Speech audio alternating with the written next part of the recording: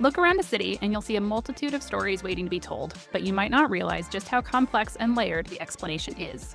Join our motley cast of urban dwellers and planners as we research, question, and sometimes fall deep down a rabbit hole. I'm Ellen. I'm Matt. I'm Tess. And I'm Zach. And this is Multi-Story.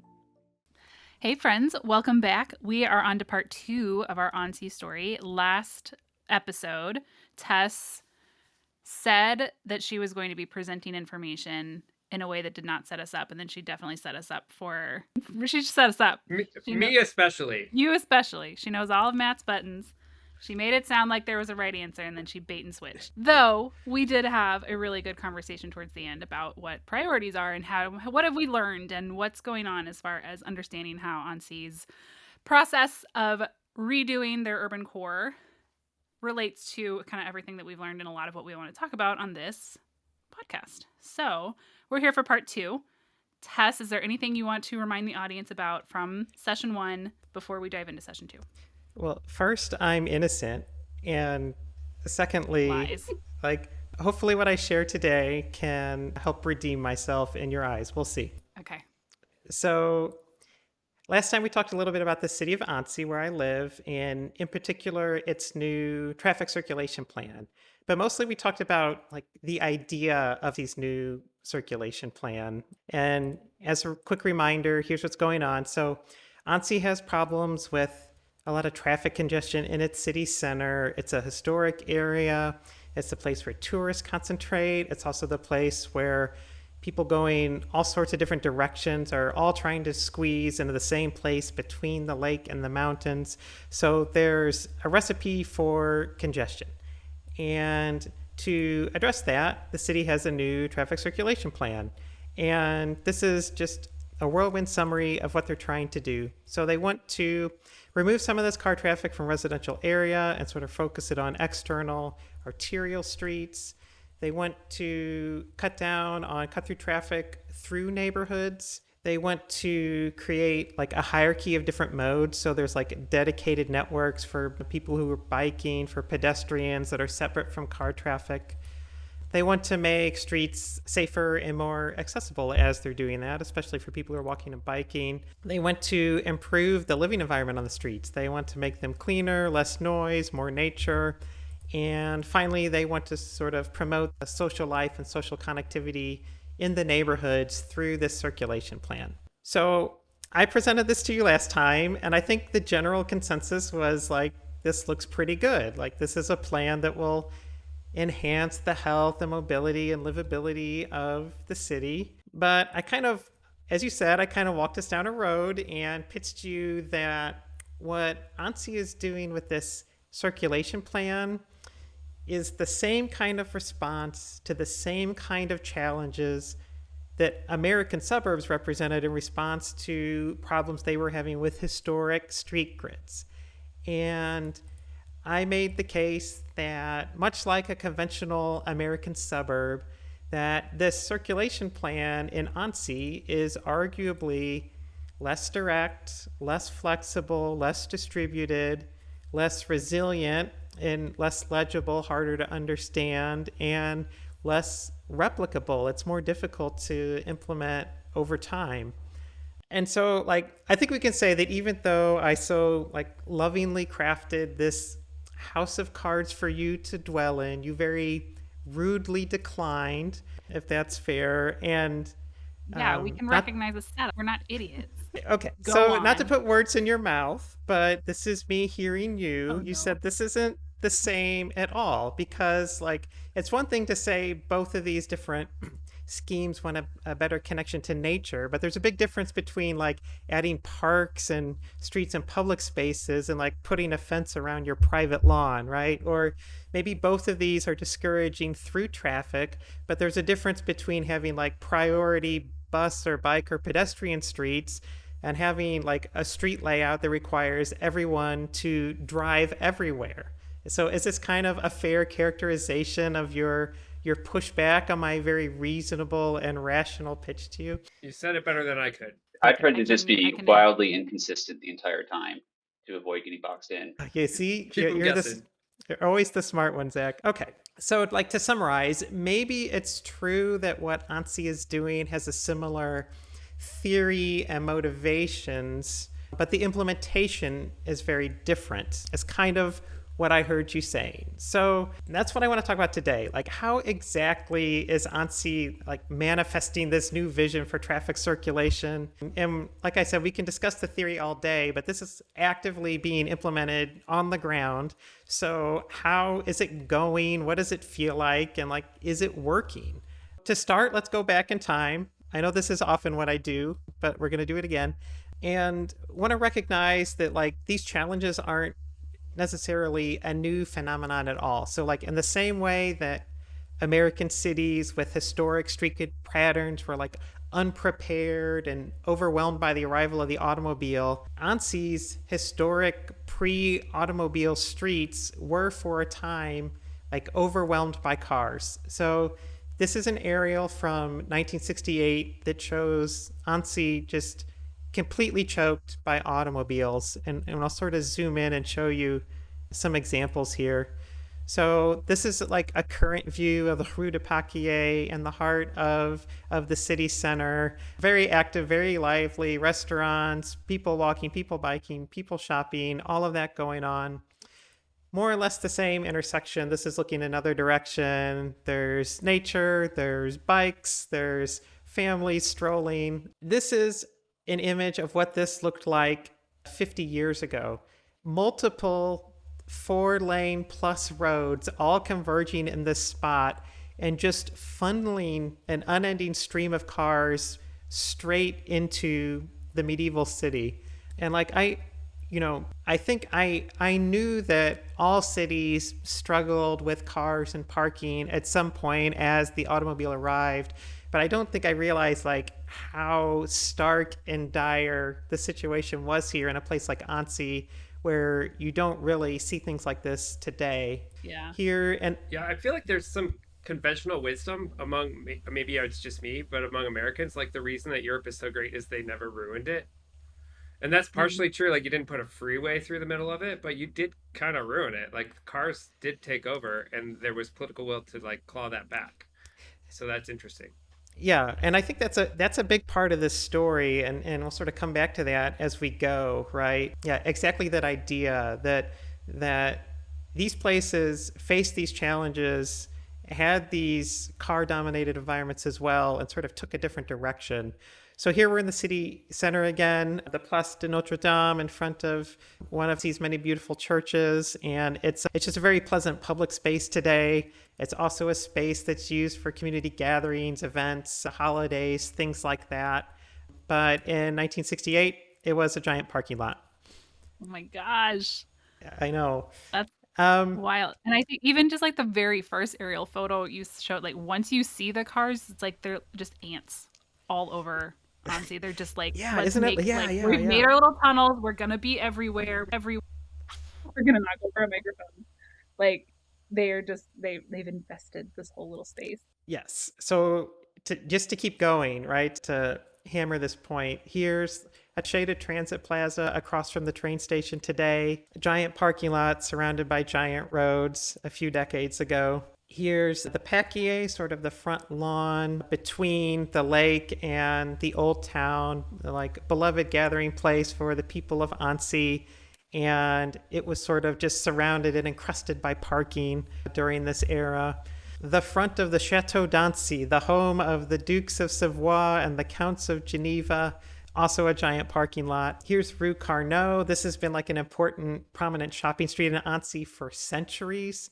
But for a while, it was just filled with cars. Even like the oldest, most narrow medieval streets of the city were just filled with cars. Like cars were everywhere. Cars have taken over the city.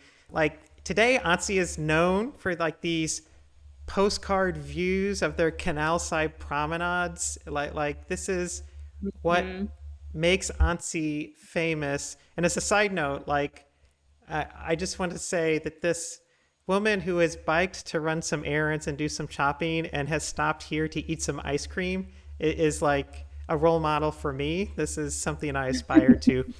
But 50 years ago was impossible. It's just parking, just cars parked up and down the banks of this river. Like the most beautiful, precious place in the city was a parking lot. And this is 60s, these cars are gigantic. Like, how do they even I know. the alley with the archway? Like, I have driven Civics my entire life almost, and I'm sitting here like that doesn't work. Like, my car was there. To that point, Ellen, like you sacrifice that whole canal side for like 15 cars, like Yeah. 15 individuals that get the benefit from that, and the entire community loses that canal access. Like it's kind of insane calculus. I'm just imagining when it rains and all the oil puddles like go into the canal, and you just probably have a sheen of oil over that whole thing. Ooh. Yeah, that's a really good point, Zach, because today Lake Annecy is known as one of, if the not cleanest lake in Europe. And that is a legacy of many decades of like environmental stewardship. But that wasn't always the case. That stewardship came out of a community movement responding to a very polluted lake where the fish was dying, wildlife was dying. And I'm sure situations like this were part of that too, even though that's not what we're talking about today. So I hadn't even thought of that. That's a really good point. But like you said, Matt, I think like sometimes people say it's not fair to compare European and American cities, but I think it's worth understanding that like as we look at what's going on here, Annecy was facing exactly the same pressures and impacts from the automobile. And it's not an inevitable thing that Annecy is less car-centric today, because it was as bad here as anywhere, and it took effort to fix it. Those first efforts, like first, let's just appreciate the style of like a 1970s French pedestrian here, right? Like I enjoy that part of this photo. But also the first efforts to like manage this traffic began in 1972.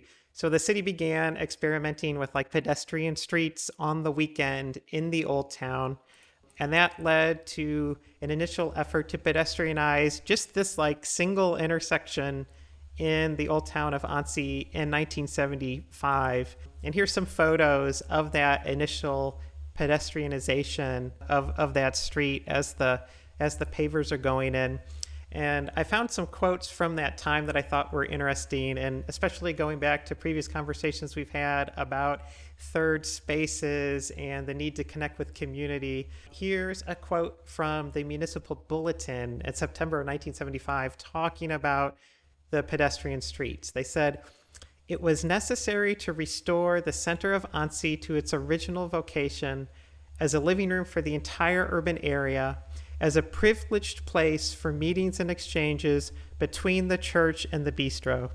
So Matt, I thought you especially would appreciate this civic view of public space and the value of getting out of your home and being social in public, and like the role that a pedestrian street plays in doing that. Yeah, that's beautiful. Do we know who Andre Terrier is? Well, So was he's, he a civic leader? I don't know. I mean, he must have been to be interviewed, right? Yeah, I just Googled it and it just got a bunch of pictures of terriers. So You didn't. I don't You know. must not have spelled it the French way. Yeah, no accent marks. But anyway, it is a beautiful quote. I love it. It's perfectly Okay. encapsulates. Well, and it's here's probably very visionary for the time, right?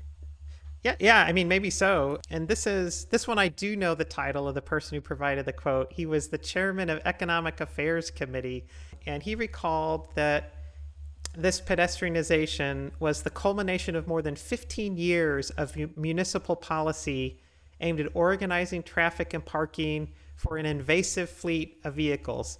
So this was a 15-year-old effort in 1975, meaning that they began thinking about how to manage traffic in 1960, which is like a long time ago, right? So like in the US, I think it's almost like a fait accompli, right? Like the automobile ascended, and today it remains ascendant. But I think it's interesting to see in places like, they face this similar initial like wave or onslaught of cars, but they responded differently, right? So there was an era where the city was like choked and overwhelmed, but it didn't like entrench and institutionalize here in quite the same way.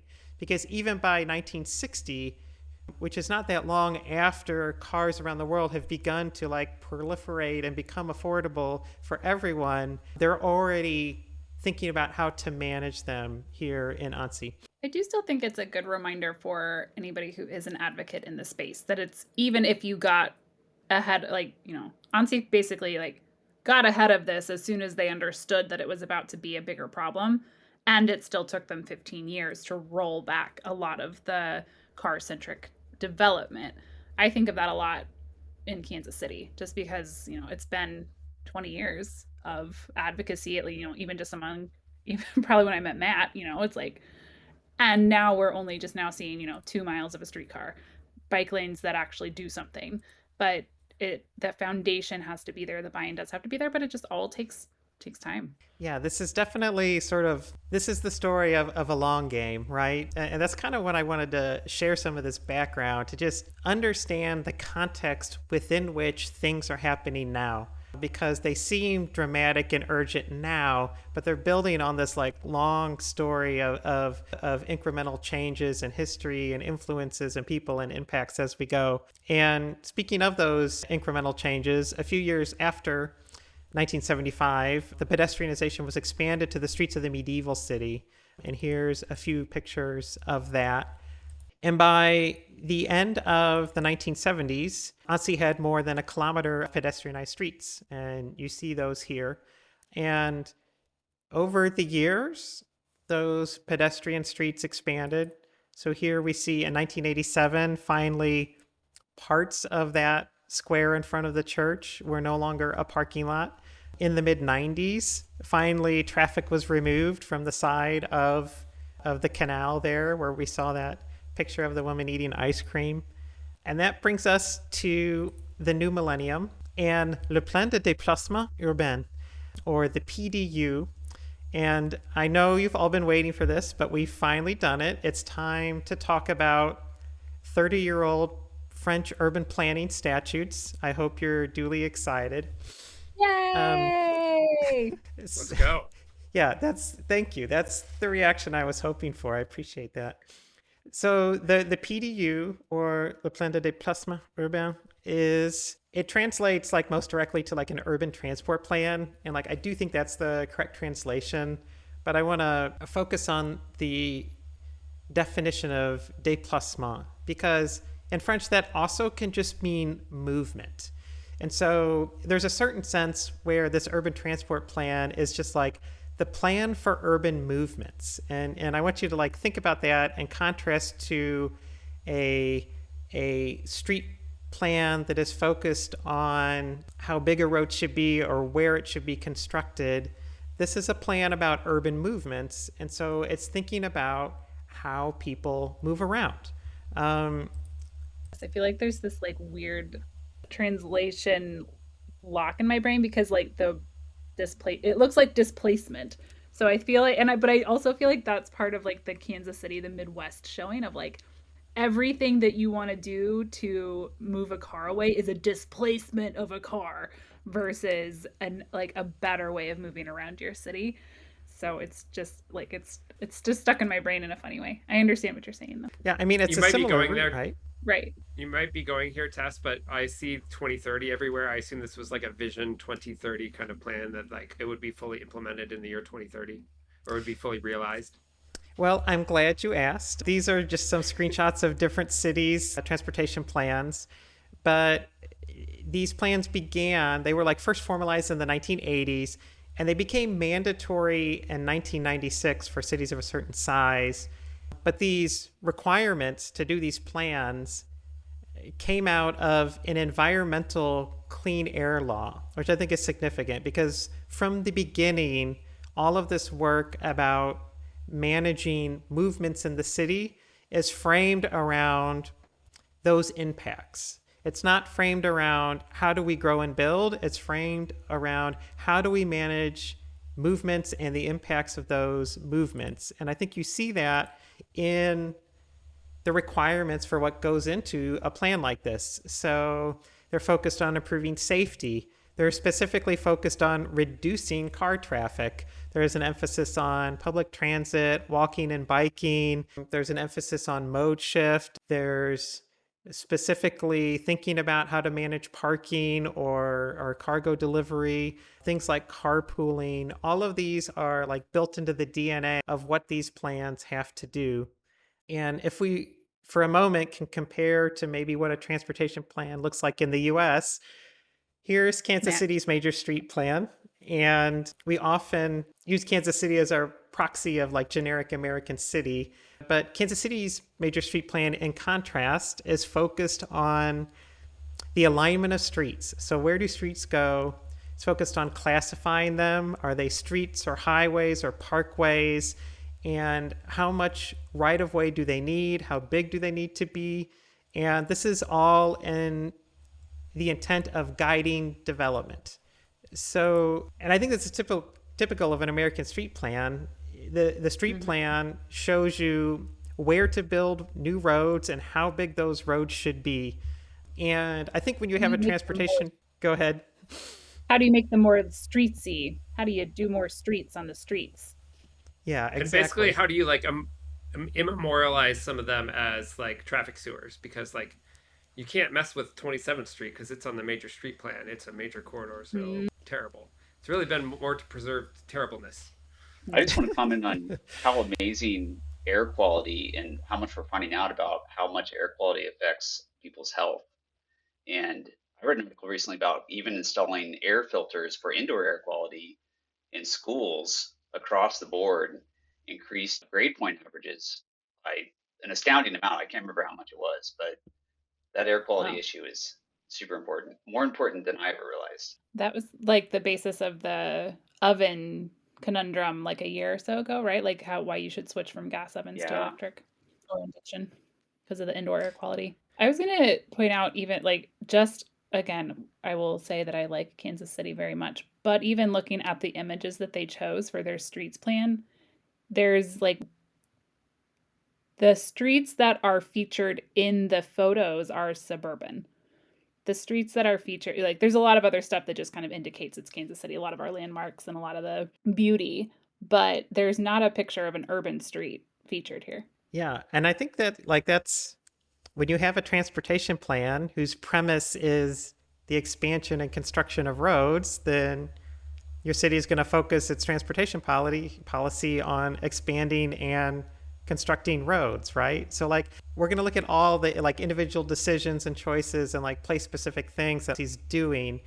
But part of it goes back to this important planning statute from the mid 90s that created a plan, and the plan created a vision, and the vision was implemented, and all of this stuff ripples down. So this is just my little moment of like planning does matter, even if it's a long time in the future in a place far, far away. Okay. I agree.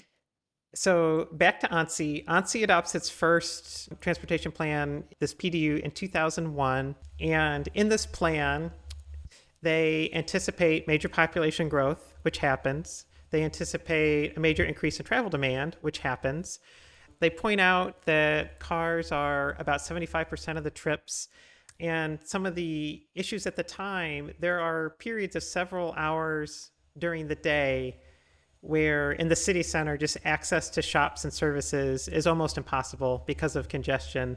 And this particular statistic here that I pulled from this article about the plan, 140,000 average daily trips through the city center. Now, for some context here, none of the many interstates that go through downtown Kansas City carry that much traffic. As like a rule of thumb, 20,000 cars a day is sort of a threshold in the US where you should sort of think about moving from a 2 or 3 lane road to like a 4 or 5 lane road. So 140,000 average daily trips is like, it's like 7 5-lane roads worth of traffic going through the city center at the same time, right? Like there are a lot of cars. And so as you might understand, with those guiding principles that for this PDU, their plan focused on mode shift. So trying to shift trips from cars to other like transit and walking and biking. They did that through investments in public transit. They created multimodal hubs and a lot of efforts to support like bus lanes, pedestrian streets, bike paths, things like that. As a random note, it's kind of hard to find an old plan when there's a newer one out there. So a lot of my details from this plan came from this like technical municipal journal on noise reduction. There was a story written about it in 2004 about the traffic plan. So like you never know which little piece of planning archaeology is gonna survive, but this is where I got some of the data on their old plan. Who knew that Annecy's website managers were so good at updating their documents? Yeah, that's part of it too. So here's, pulling from this story, a few more things worth noting, especially as we think about what Annecy is doing today. They had this plan of like distribution rings, these surrounding streets where they wanted to funnel traffic.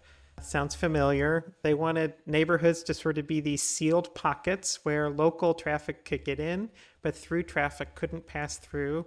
Also very familiar. Prioritizing public transit. So what's happening today, and with a goal of freeing up spaces to be reclaimed for pedestrian zones.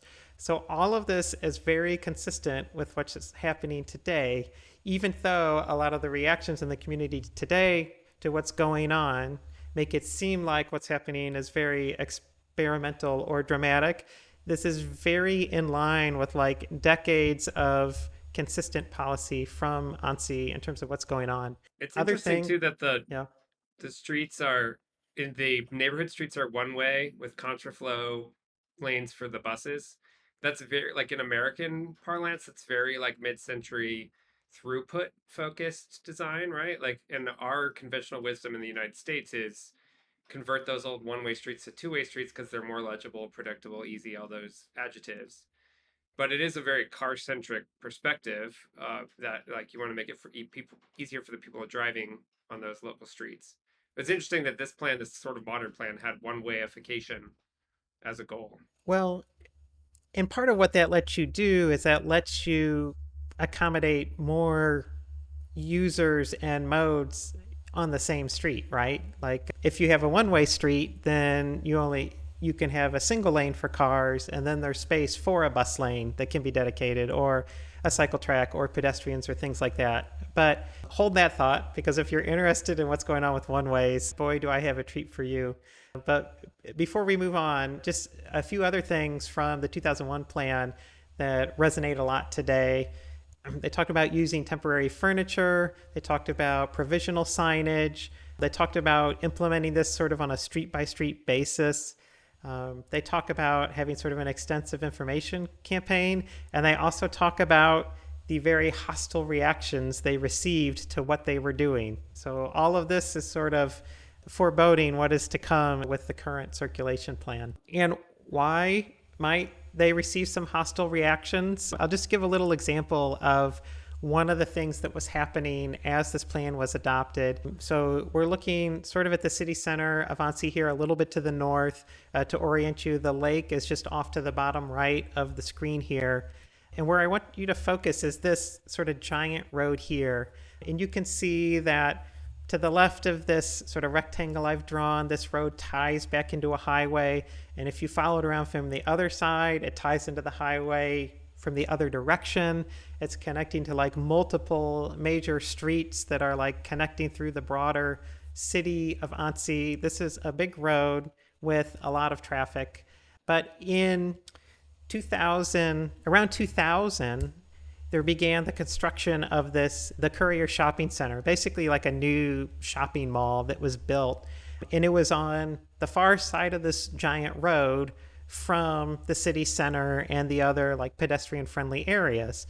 And so there was a desire to link it and to in some way manage to tie this new like shopping and visitor amenity into the other pedestrian amenities of the city center.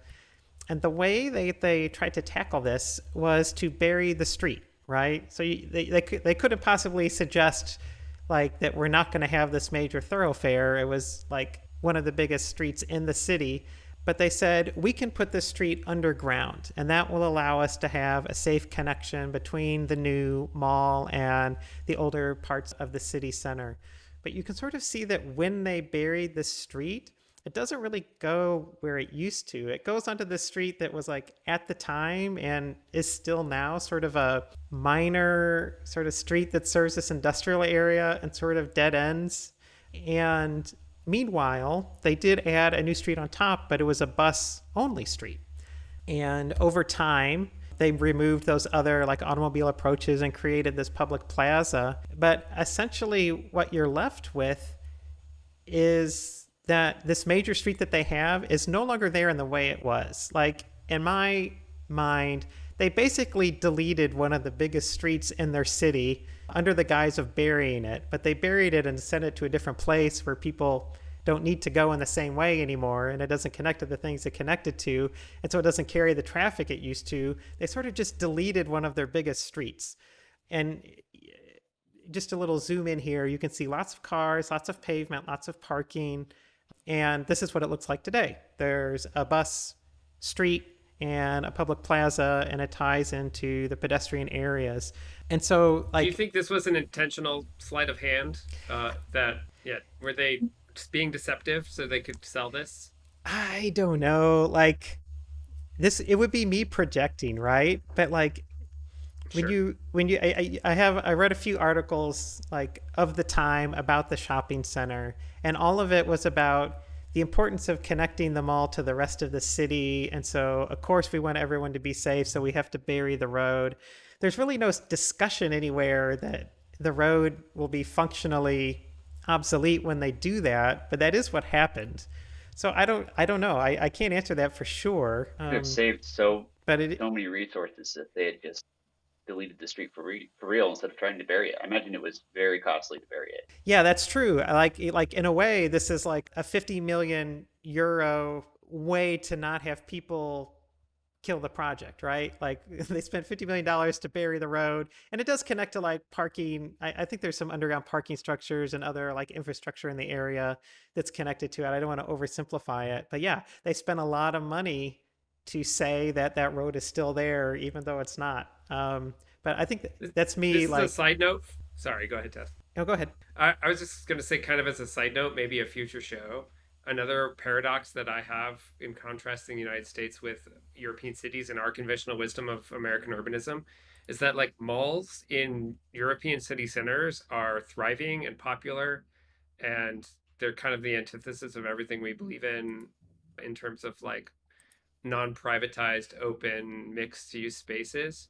But like every European city I go to, there's like a plethora of city center malls that are popular, and that I just think that's interesting because malls are like the very epitome of suburbanization and privatization of space and the destruction of American cities. Yes, in the way that America built them. But I guess any mall that I can think of in Europe is multi-story. It doesn't actually have a huge footprint. It's something that you can really like get from one end to the other without feeling like you have to put your mall walker tennis shoes on. So, and that's what this looks to me like. It's, Fair. maybe is it like is it a full block of a mall? Is it like a half a block of a mall? Like there's it's still to me very European, I guess. Yeah, I mean, there's aspects of it that you can highlight, right? It's integrated with a like you can see this little loop, but what you can't see in the aerial is sort of this is a three-dimensional development with apartment buildings and green roofs and terraces around it, right? Like there's a residential component. There's a school that has its playground above the street level integrated into this. Like there's other mixed uses going on here. But to go back to what you're saying, Matt, the idea of the privatization of public spaces and what malls represent in that regard is interesting. I also just think there are some really interesting dynamics in terms of how retail works in a place like Annecy. Like there are retail establishments in Annecy that would not survive a week in Kansas City, and why is that possible, right? And so I think that's part of it too, like how these areas are able to be successful. But we do not have time for that today, so Next show. hold that That's hold that another thought. show. We'll come back to We still need like to a buzzer or something every time we say that, Matt. Like next yeah, time. we'll make a list. We have lots of good stuff to talk about. So much planning, so little time. So just to sort of put a button on that story, once the mall was completed, there was this additional extension of the pedestrian street to tie it in with the rest of the pedestrian network in 2001. In the early 2000s, there were a few other pedestrian streets that were expanded. And another thing that I mentioned before in that transportation plan that's also going on is this network of streets that are either dedicated exclusively to bikes and buses, or they're separated and sections of those streets are dedicated for cycle tracks or bus lanes and sort of segregated from the automobile traffic. So on top of this network of pedestrian streets, there are also these streets where cars are sort of moved away from to accommodate these other modes and networks for those modes. And by 2017, there's these yellow lines, this last little bit of pedestrianization.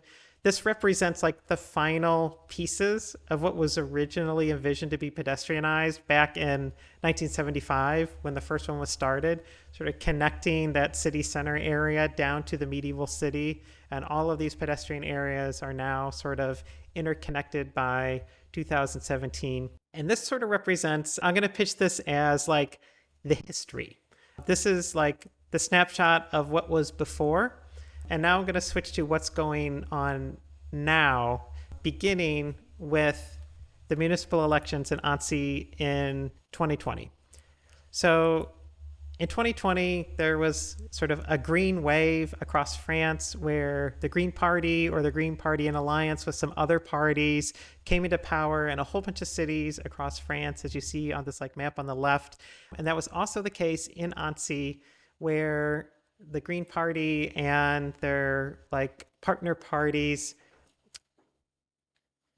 won the mayorship by a total of 27 votes. So as we look at all of the rest of what happens, just remember that this was the mandate. There was 27 votes between the Green Party mayor, who had a background in active transportation, made it a policy priority to support active transportation, especially as it relates to the environmental quality and quality of life in the city, and the party that came in second place. So with the other aligned parties, there was a strong majority in the city council, but it was a very narrow thing. Was the second place party like the opposite side of the debate, or were they sympathetic? So is there more?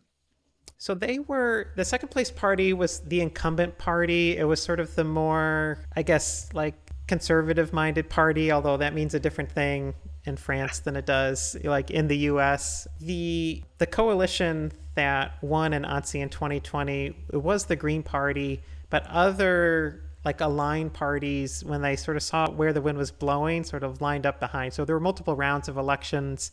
And in the second round, many of those other parties sort of like threw in with the Green Party to be part of the winning coalition, you know, rather than compete against them. You had the slogans up for each party, and one of the top one was like for Annecy, like celebrate Annecy, and the second, which is the one that's the Green Party, let's celebrate Annecy, which to me feels so like an invitation. Well, but that's not quite correct, though. That's a translation error. The party is Réveillon Annecy, which means wake up Annecy. So, like, that's a Google translate. Like, it's fun to think, that's a pretty significant difference. Yeah, so party this time. Is the woke party. This party wants you to be woke, versus the other one. Annecy naturally felt like to me a little bit like the Make Annecy Great Again party. Yeah, like, but also of course you picked us. You've picked us for decades. Yeah.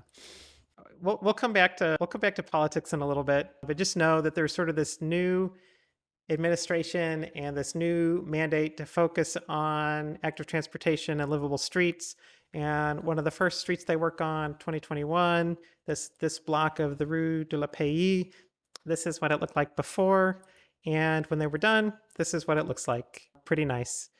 In 2022, there's this collection of streets near the river, near the medieval city. This is what it looked like before, and this is what it looked like after. And if you look closely, you see the sign here. It's actually began as a demonstration event in 2002. So it's just planters and paint and sort of, I think we're familiar with sort of a pop-up demonstration to show what the street could feel like with fewer cars. But this demonstration didn't last like a day or a week or a month. It was meant to last for a year, and it ended up lasting beyond the year all the way up until I took this picture just last week. That sort of temporary pedestrianization is now becoming a permanent pedestrianization, and you see like the pedestrian pavers going in and other work there.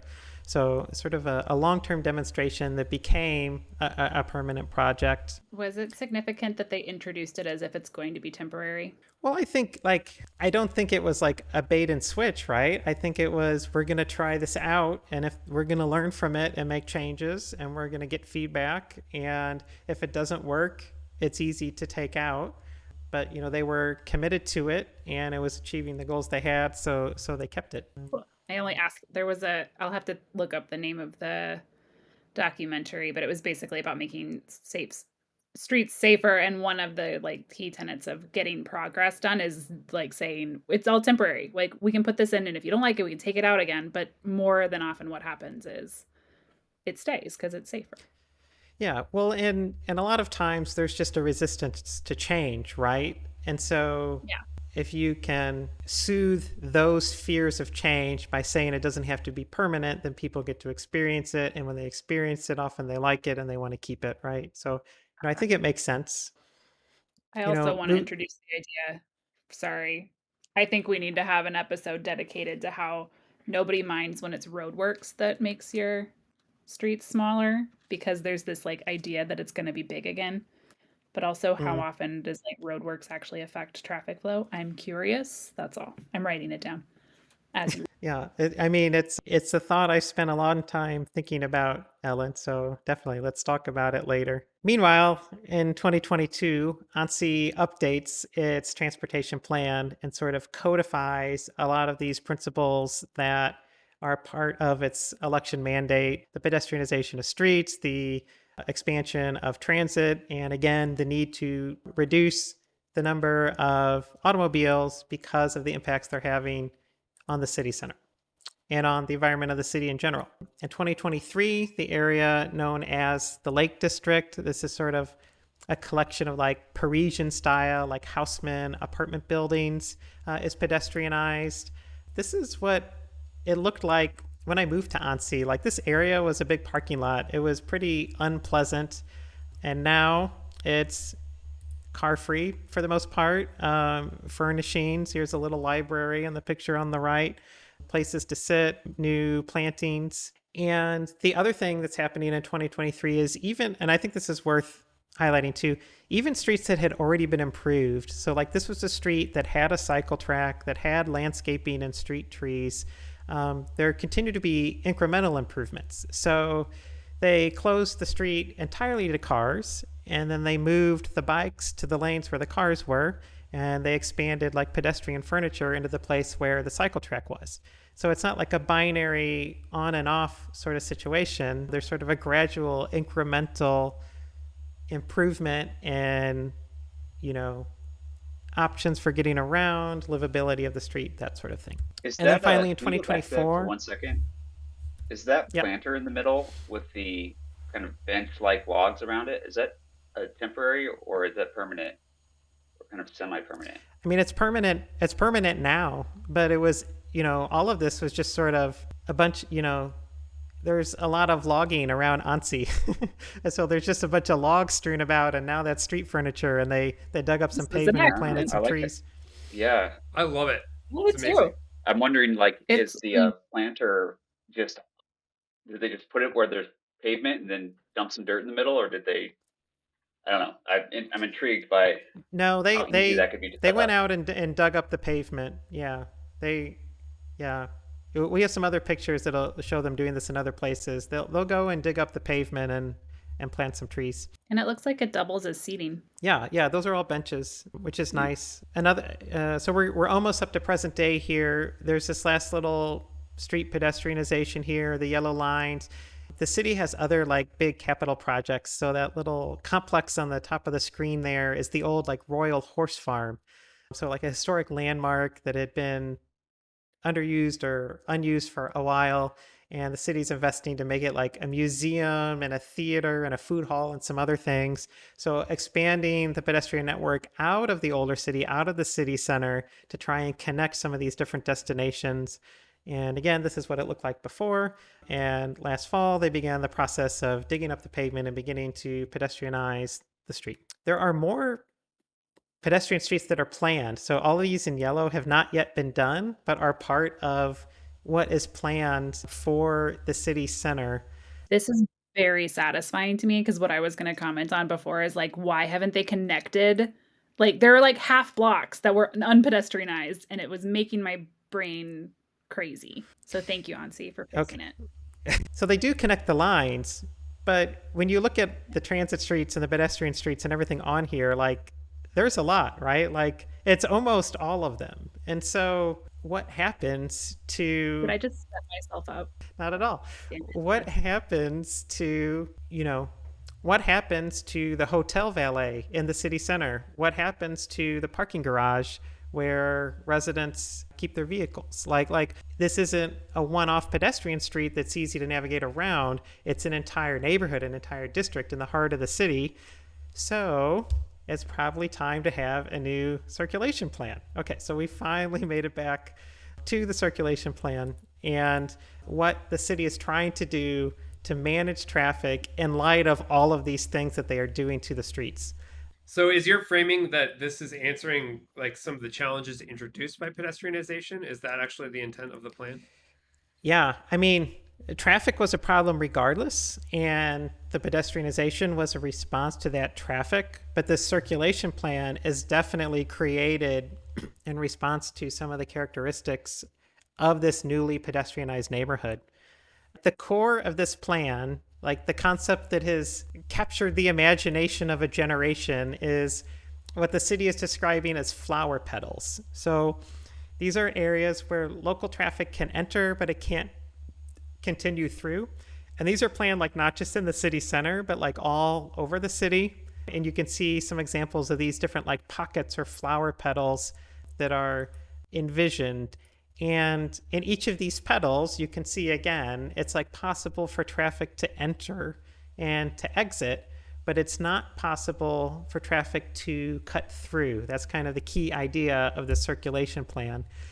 And you can see as the pedestrian areas, those yellow blobs are expanding, these cut-through routes for cars that used to exist are sort of severed.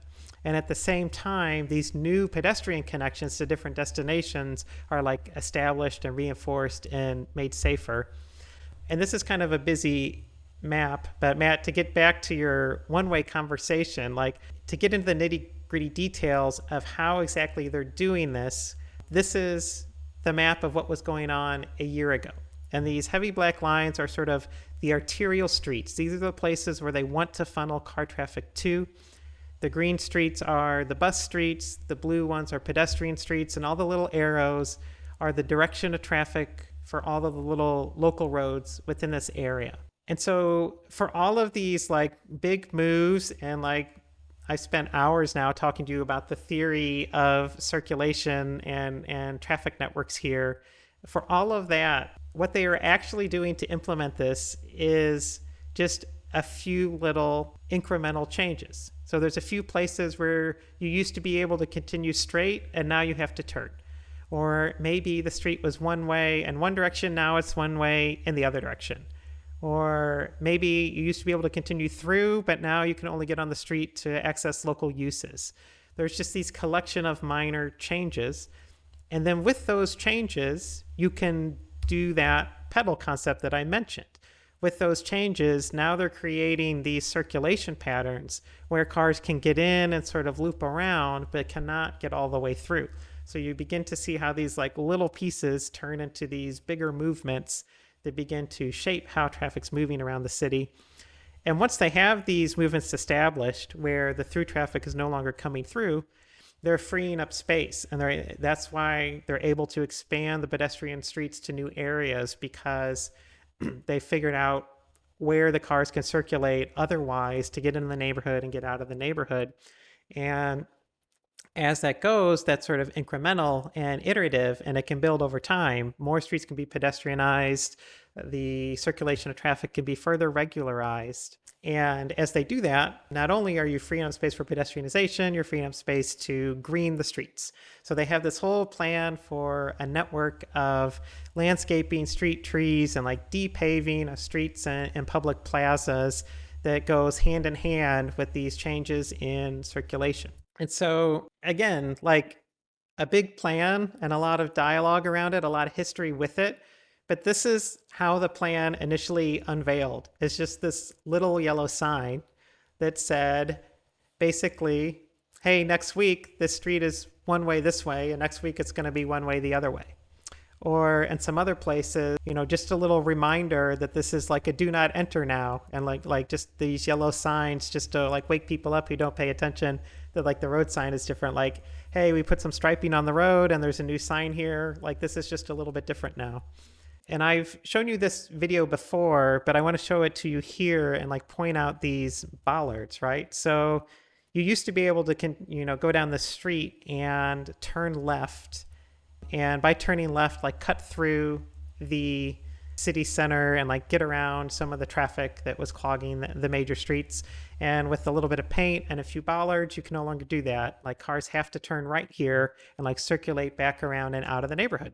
And so that reduces through traffic. It also frees up a space on the street where cars were turning before. This is another example where some new paint and new bollards. You can see here a car is like coming up with its turn signal on, wants to turn right, but it can't do that anymore. But the cyclist who's approaching is still able to pass through and use the street as they go. Another example of that, cars used to be able to continue straight through, and now with new striping, they're directed to like turn. It's a mandatory turn movement that circulates them around. Other places where through traffic is no longer permitted. So this is a pretty busy street, and you can see a lot of traffic here. This is a few days before the changes were implemented. We're facing away from the lake. So cars are turning off of the main road and going up this road in order to like circulate through the heart of the neighborhood. But after the changes, some signage prohibits cars from turning that way, and with the space that was freed up, a cycle track can be extended into the road. Although I will say that this is the spot where drivers get the most frustrated and sort of drive on the sidewalk around the signs. So there's sort of a battle between the sign putter outers and the drivers here to like move the signs further and further onto the sidewalk so cars can't drive on it.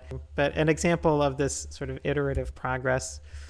There's some transit-only streets. Example of how paint is not infrastructure. Yeah, but it's the first step to infrastructure, right? I think that's some of the examples here. So here's a street where cars used to be able to travel locally, and now signage and striping is up that prevents cars from turning from this major street onto what is now a transit-only street.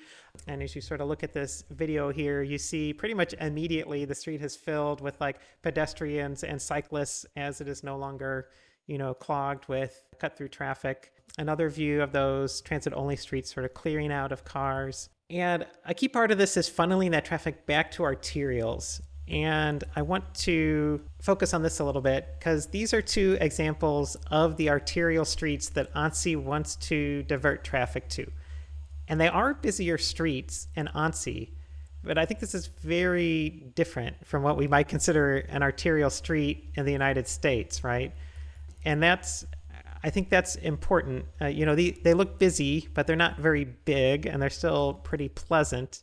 And I think that, if you restrict car traffic on a particular street, like if you are pedestrianizing a street in the city center of Annecy, that traffic will be diverted towards other options. And if you have a redundant street grid, then that traffic is dispersed into the network. But if you break the grid, like in Annecy, and you are also constraining the options for where that traffic can go, it's kind of like putting your thumb over the end of the hose, right? Like the traffic has to get out somewhere. And that's part of the reason why the city center was still seeing congestion is people were like taking every shortcut and long cut that remained to them because the number of options were fewer and fewer and fewer over time. And you might recognize this. I think in the United States, like the imperative is to keep traffic out of neighborhoods and to do that by ever expanding arterials that handle traffic that has nowhere else to go, right? Like this is one way to solve that problem. The American suburban way to solve that problem. And I don't I love, walk here. do you, I used to cross the street when of my first job in Kansas City to get lunch. It's 119th. Is Uh, that what's going on? oh man. yeah, Well, I'm glad you it's made like, it. This yeah. is one of the most dangerous intersections in the region. Can you imagine why? I can't imagine. But Matt, for someone like you, who is a lover of the street grid, a solution rather than this might be to provide more connections, right? More connectivity means the traffic can be dispersed throughout the network. There's not as many cars on any one street. All the streets are calmer. That is also a very viable and, American solution to this problem. But Annecy isn't doing either one of those things. It doesn't want to disperse the traffic. It wants the traffic to go away. And so I pulled this from the city website. It's no longer there because there's been a lot of like drama between then and now that has changed the language that's on the website. But when they talk about what they're trying to do, these changes induce a transfer of traffic onto other axes, but never at a level equivalent to previous traffic. The reduction in road facilities leads to an overall drop in traffic, which strengthens over time, brings new habits when alternative modes are available and also can be developed. So they are very explicitly saying, like, we are pushing cars onto these streets that do not have the capacity to handle the traffic. And because they don't have the capacity, it's sort of the opposite of induced demand. Those trips are going to go away. Like I feel like if someone said this in the United States, they would get sent to jail, right? Like this is a We are still like trying to get engineers in the United States to accept the very established and proven facts of induced demand. So I understand why you would get probably sent to the gallows if you did this. But like, is the research supporting this sort of extension of it, that induced demand goes both directions? Or is this a radical experiment? induced demand can be a little unintuitive, right? Like the idea that as you have more capacity, the number of trips also increases. And that's something we can study and understand. I think it's more intuitive to understand it the other way, right? If you don't have a road, no one uses the road that doesn't exist, right? I think it's sort of like categorically necessary in a certain degree. But you can also look at the gradual mode shift over time in the city and other factors like that to understand that, like, yes, the volume of traffic in these areas did decrease when they did these things. It feels like more of like a study in psychology, right? Like they're purposely making it frustrating. And we know the thing about humans is that if you're frustrated, you're going to be discouraged. And so you're not going to do it. So it's like gaslighting your way into better urban design, like better. I would say nudging. Nudging is maybe a better word. You know, it's I mean, yeah, I mean, a lover of cars and traffic would say this is an obvious social engineering through infrastructure, right? But that sort The of war on cars. sort of ignores the fact that our entire society has been socially engineered around cars already. I'm curious whether, so they measured the traffic street infrastructure changes and that impact on traffic. I wonder if they've then gone and said, okay, we've had a drop in traffic. Has that impacted any of these economic measures we care about or environmental measures we care about? Like, how can you tell whether a drop in traffic boy, is good or Zach. bad? Buckle up, Buttercup. It's coming. Okay. We've been talking about streets for a long time, so I'm just going to sort of share a little bit about how they've been doing this. Once this space has been freed up, they've been like depaving these areas, planting new trees and landscaping, including pervious pavement as they go. I mentioned a little bit about demonstrations. This is a picture of like a Better Block event that was just for a weekend. So sort of getting people acclimated and used to these changes as they come. We mentioned some of them lasted up to a couple years. A big part of this is incremental changes. So the first step is just closing the street. then maybe there's some street furnishings, and then maybe later there's harder infrastructure improvements as they go. Maybe you're coming back to the same street 2 or 3 or 4 times to make different changes and improvements. There's lots of signage about what the project's doing, signage about where traffic should go. There's also sort of wayfinding signage. I wouldn't call this a best practice sign on the bottom right by any means. I like it because it's completely incomprehensible, right? Like if you drove up unfamiliar with the city and saw this sign, your first instinct would be like, I got to look at my phone and see what's going on. But nope, do not use GPS. Says you Don't cannot do do that. that. Top corner. Don't do it. It's like the Um, beginning. It's like when you live in somewhere super rural and you're just like, no, you have to follow my instructions about turning left at the barn because Google's going to put you in a lake. Yeah, exactly.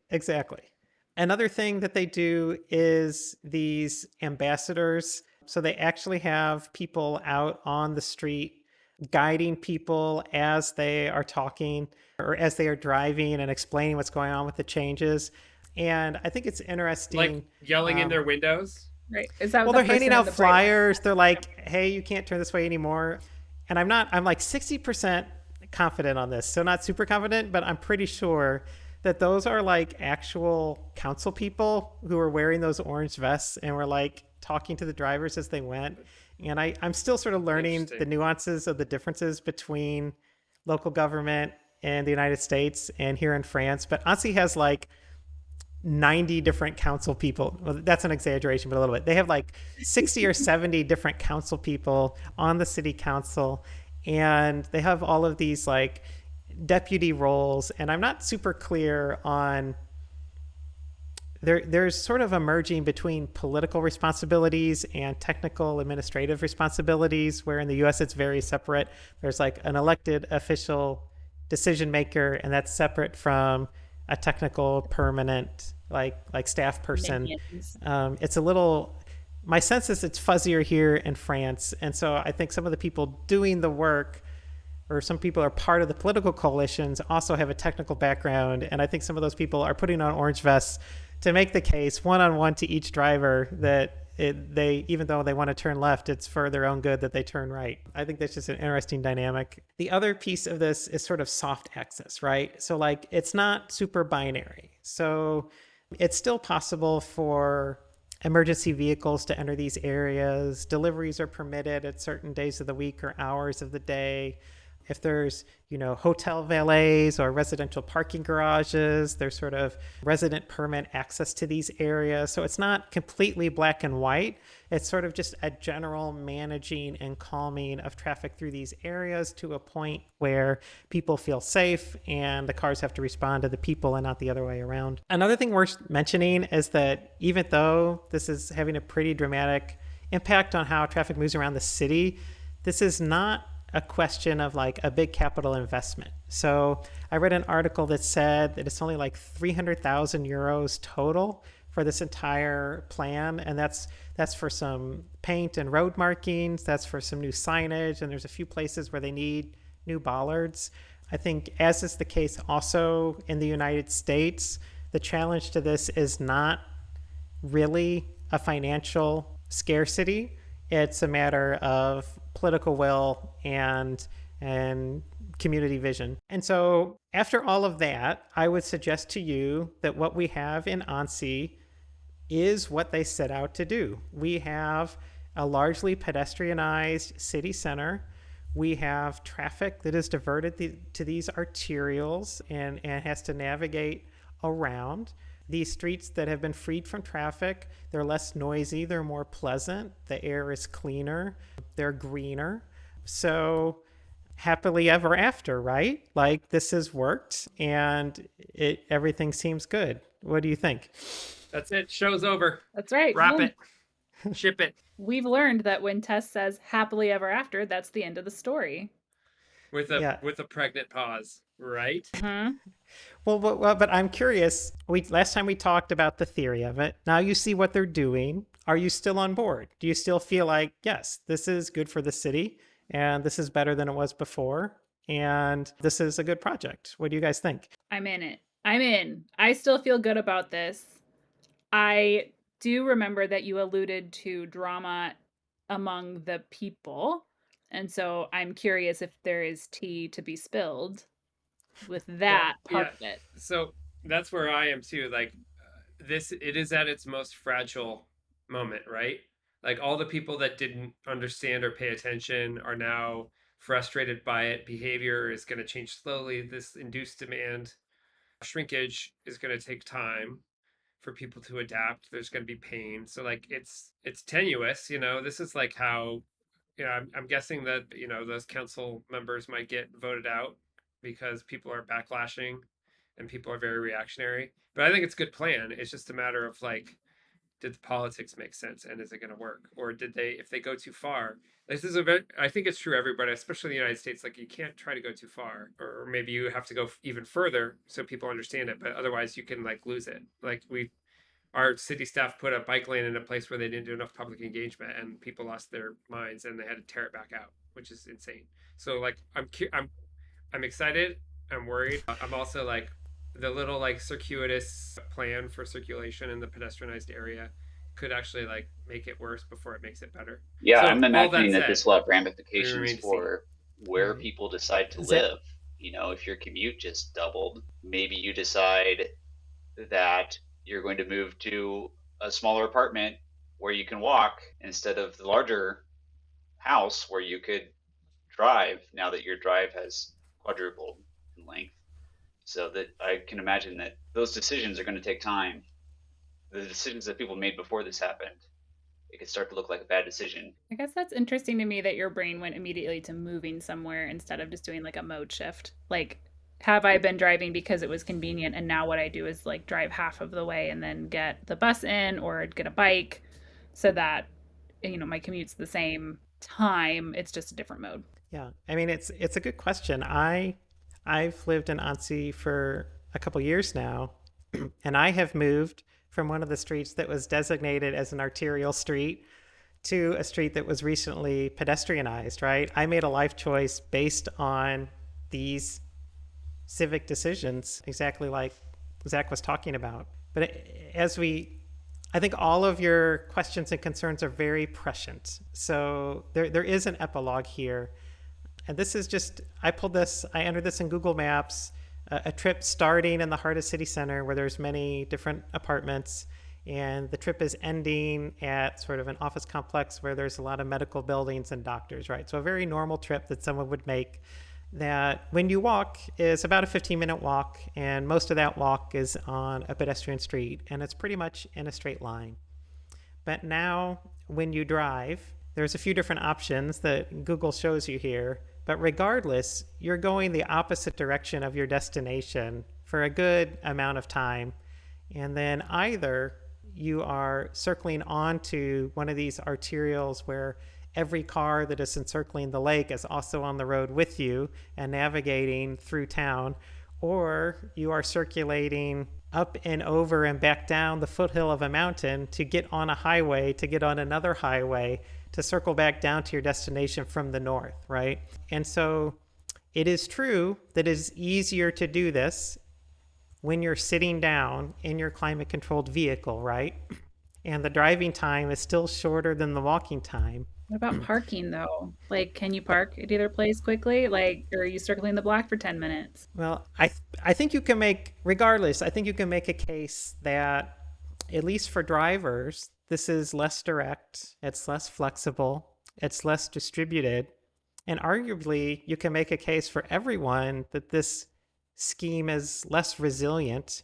It's definitely less legible. It's not as simple, and it's very difficult to replicate because it's quite convoluted. And I just want to walk you through a little story of headlines around this project. And they begin pretty neutral. So, traffic in downtown Annecy, a real big bang in the making. That sounds exciting. What are these pedals that will change your life? Like, that's kind of exhilarating, right? Like, I'm excited. But then the pedestrian of the Lake District is difficult to accept. Anger from shopkeepers. You are trampling on the opposition. It's a total denial of democracy. You are a cowardly dictator. The Greens have Just your killed. random public engagements. Have we taken into account the fact that typically people who are against progress also take longer to type up an article? Like it could just be that it's delayed. They were mad the whole time, but writing is hard. Like spelling things the right way, especially in French. It's hard This is a novel theory. on anything. All right, fine. The Greens have killed citizen participation. Did you know that the reign of technocracy is upon us? I bet you I didn't. didn't know that technocracy was a thing, Um, so I don't think I knew about the the traffic rain. plan is the new anti-poor measure. So the initial opposition was from those who liked things the way they were, but also now opposition coming in the other political direction, those who had a stronger focus on issues like housing and incomes as opposed to environment and transportation. What is their angle there? Well, Are and what's they? the Z? Is it Go ahead, Ted or Ellen. Oh man, I think I don't know. I need context because like whatever the ZFE or the ZFE is, they needed to include it in the headline as like there's still one thing that's worse, but this is the anti-poor thing. So what's that? And then Well, it's just one after the other, but I'm not going to give you any context yet. Sorry. What was Matt's But question? is their angle like disingenuous, or is it like that this is going to increase values in the center and make it less accessible to poor people because it's becoming like a resort, or what is their angle? These are very good questions, but first we have to consider whether the people of Annecy are laboratory rats. We're all laboratory rats. Yeah. Weakened turnover, retailers calling for help, 2 appeals lawsuits filed against their pedestrianization projects in the city center, the last phase of pedestrianization postponed by 1 year, and then, of course, betrayal and sabotage. Oh, because of the delay. So we went full circle there. I think this is where I want to leave you is betrayal and sabotage, right? So we talked about the theory behind what's going on. We talked about what they're actually doing. I kind of postponed intentionally the conversation about how people are responding to it. And there is a lot of political drama. There are a lot of strong community feelings about this, strong opinions about what should be done and what has happened. And these are conversations that aren't unique to Annecy. I think these are conversations that are tapping into broader political themes in France, but also in the US and around the world in terms of people's skepticism of planning, people's fear and resistance to change, and just basic value differences and how cities should work and what they should do. And so I think next time, if you're not tired of Annecy yet, we can dig in to the politics of what's going on here. I think that would be, it's definitely where my brain goes next, especially after you flashed all those headlines. But it's also painfully familiar, right? Yeah. Like it looks like any contentious attempt to make any change in the United States. So that's where it's kind of fascinating. Of course, it's about Annecy, but it's a case study in anywhere. It's also particularly illuminating when, I've revealed my bias that like everything's just easier, works better in Europe, but like it was a struggle everywhere, and it's incremental and it's painful, and there's steps forward and steps backwards. All that is interesting when I just like drop out of an airplane and be like, this place is idyllic and it must have always been this way and no one suffered, and it's great. Mm-hmm. So yeah, it's pretty interesting. Is the project at risk for being said that it's a failure even though it's only halfway implemented if it's being delayed? I mean, it's hard to judge it categorically like that, right? Because it's a 50-year project, right? And parts of it are going to be there forever. There's other parts that maybe people don't like, but the street was dug up, right? Right. Like it doesn't exist anymore. So it's there for better or worse. But there is there's another municipal election coming up in 2026. And maybe this is something we can talk about when we talk about the politics of this.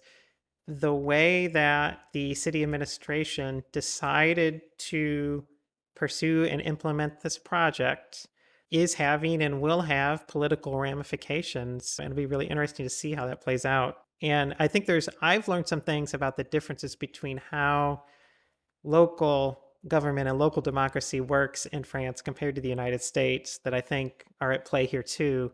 But as you said, Matt, a lot of the resistance to change and instincts to oppose are very, very familiar. I'm curious about the shops and whether they really are Mm-hmm. closing or whether that is just a lot of noise. I remember in Kansas City when we worked on the streetcar project, I'm I agree. sure, Tess, you remember this. One of the prominent businesses was very, very against it and thought it would kill their business. And then the project was completed and their business increased. And they came to us and said, "You were right. My business is up. I was wrong. I support the project." And there were other businesses who, of course, never changed Wow. their tune and were disingenuous from the beginning.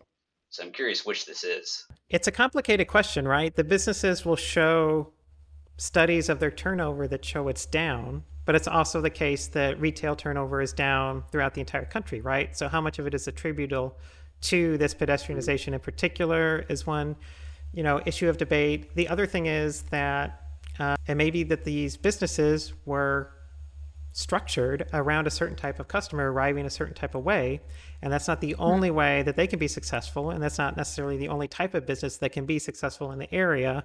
And so there is a component of turnover or transition that can be a part of this that has to be weighed against, is the overall value to the community superseding the incremental turnover losses of these particular businesses, right? That's not an easy decision to make. Do you have Yeah, I mean, if you've Go ahead, Matt. got a super car dependent business in the medieval center of Aussie, maybe there's a fit problem here, right? Like you're selling furniture and everyone needs to haul it out. Like you maybe Oil need changes. you probably should consider a different spot.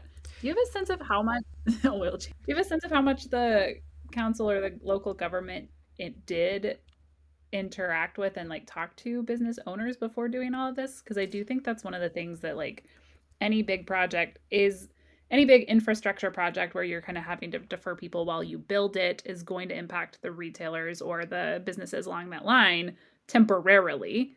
So how do you communicate with them, support them, get the rally that?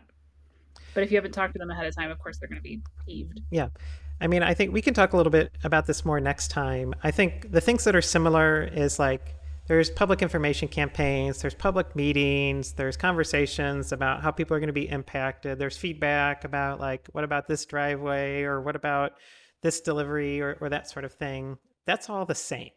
I think what's different is that maybe in somewhere like Kansas City, there's a presumption that if those meetings and interactions don't go perfectly smoothly, that you apply the brakes to the project. And Yep. I think There was five people that didn't like it, so shut it down. I spoke with a city official who is from outside of the Kansas City area and has just started here within the last 4 years, and they said it's this city has it's almost like a problem with consensus versus opinion gathering and then taking action based on that.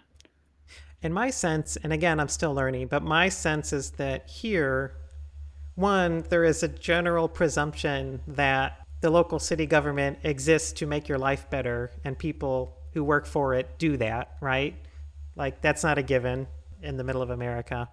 But also that this government was elected with a mandate of 27 votes, and with that mandate, they will do what they were elected to do. And if you don't like it, then you vote someone else in, and the next municipal election is coming, right? So it's not necessarily less responsive. It's just responsive in a different framework, maybe.